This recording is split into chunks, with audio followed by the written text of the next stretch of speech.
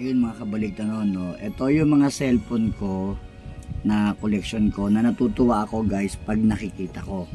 At isa pa sa naalala ko pag nakikita ko yung mga yan guys is si Julina Magdangal, no? Kasi talagang balita noon na pag may bagong Nokia, no?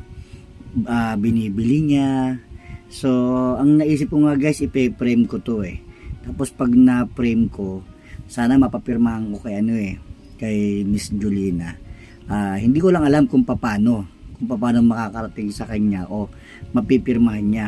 Pero yun ang balak ko na pag naipa-frame ko lahat yan, isang frame lang siya, tapos mapipirmahan ko sa kanya yung frame mismo na nakalagay lahat yang mga cellphone na yan, no? Kasi siya talaga naalala ko, gaya nga nung usapan namin Tito Dudots, siya yung naalala namin pagdating sa Nokia cellphone. Ayan, muli po Luis Serrano.